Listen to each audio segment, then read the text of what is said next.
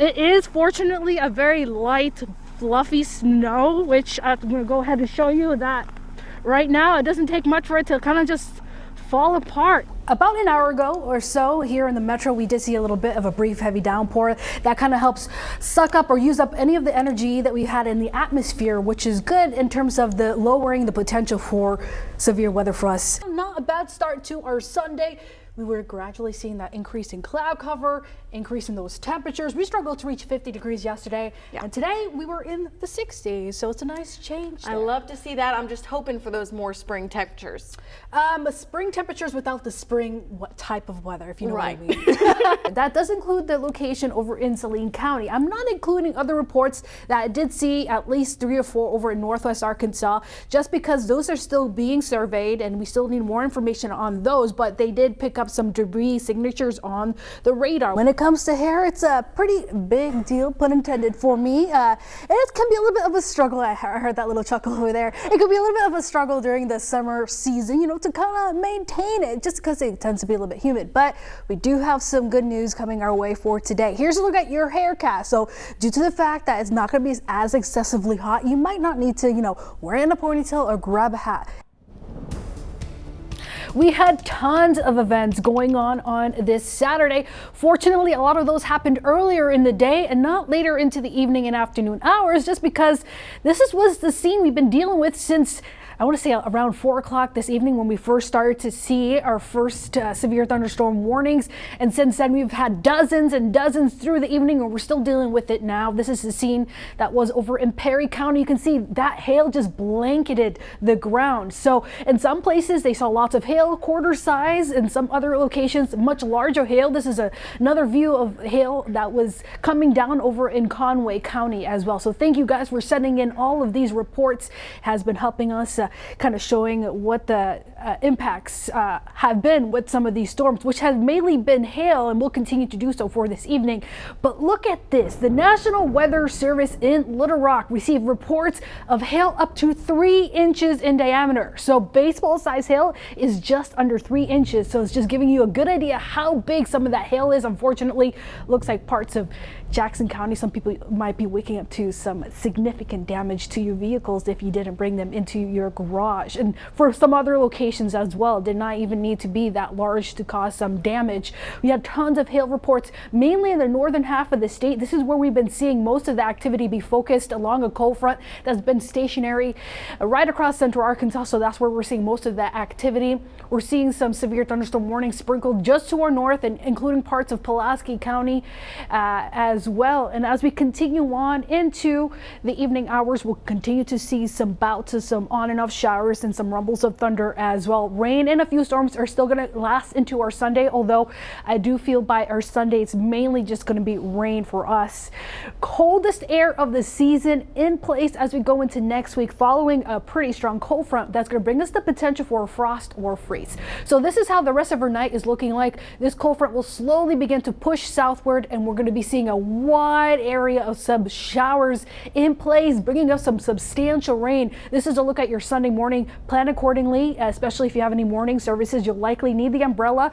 This is going to continue to push southward, and then we'll see our rain chances kind of begin to diminish through the afternoon hours. So we'll be quiet, still a little bit cloudy out there. Here's cold front number 2 sweeping on through by your Sunday night, clearing out by your Monday morning. That's going to bring us that cooler, drier air going into the new week. Our afternoons are going to be struggling to get out of the 60s and 50s for the next several days. The coldest air we've had since, I want to say, early spring, before another brief warm-up, but we'll really feel it in the mornings. Look at this. We'll be dropping down to almost near freezing by your Wednesday morning, in the 30s for the next several days, starting Tuesday, Wednesday, and even into our Thursday. So frost is definitely possible for some, especially up in the higher elevations of the Ozarks. Widespread freeze is likely. Patchy frost, or frost, I want to say widespread frost likely up in the higher regions of the Ouachitas, and we could be dealing with some patchy frost in portions of central Arkansas as well. So yeah, it's that time of year here, we'll start to see a lot more of the cold air really stick around for us. 69 degrees, definitely hearing that rumble of thunder right above us here in the studio in downtown Little Rock. 69 degrees, we're going to be dropping to around the low 60s tonight, on and off showers and storms with more rain in the forecast for your Sunday, but a lot cooler with those highs at around 70 degrees tomorrow afternoon, nowhere near the low 90s we saw this afternoon. So going into the new week, after that rain kind of moves on out, we'll be quiet with some cooler air in place to start off the new week. Let's talk about El Nino and La Nina. El Nino is Spanish for the Nino. All jokes aside, in scientific terms, they are warm and cool phases of a climate pattern that occur in the Pacific. Basically, disruptions of sea surface temperatures can influence changes in the atmosphere, which can then affect temperatures and even precipitation globally, including here in Arkansas. La Nina represents the cool phase of this pattern. What happens is that strong winds push warmer water away from the eastern Pacific, causing colder water to rise to the surface. This leads to the jet stream moving more north over the U.S., which can give us more warmer conditions during the winter here in the south, and it can also lead to drought. Now, the opposite is true during El Nino. That warmer water moves back towards the eastern Pacific, leading to higher than average sea surface temperatures. This, in turn, causes the jet stream to move back southward, which can lead to cooler and wetter conditions. Normally, El Nino and La Nina peak during the winter, so depending on which one is expected, meteorologists can use them to help predict what kind of winter we may have. So that leads to the big question: what can we expect this year? Well, according to NOAA, we are entering a La Nina.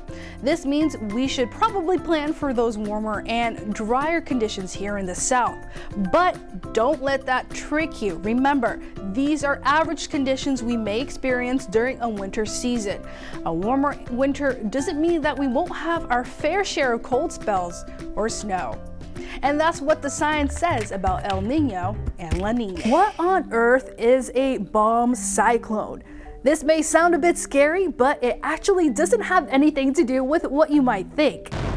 It actually stems from the word bombogenesis. This is a term used by meteorologists to describe a rapidly intensifying area of low pressure. To get that weather bomb classification, the storm must drop at least 24 millibars within 24 hours. A millibar is a measurement of atmospheric pressure. So, how does this drastic change in pressure happen? Well, it's usually when a cold air mass collides with a warm air mass, and these dueling air masses can light the metaphorical fuse. Storms that go through bombogenesis occur more frequently in the Pacific, but don't rule out the Atlantic. Sometimes we see this happen with nor'easters, which can impact the entire eastern seaboard of the U.S. These storms can produce tropical storm and hurricane strength winds with heavy rain and even flooding. And in the winter, they're known to dump several feet of heavy snow and causing blizzard-like conditions.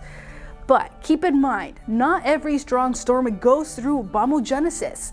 Although they can happen year-round, October to March seems to be when we see this most commonly occur. While the name bomb cyclone is not the official term, it is a lot easier to say and remember, and definitely gets your attention.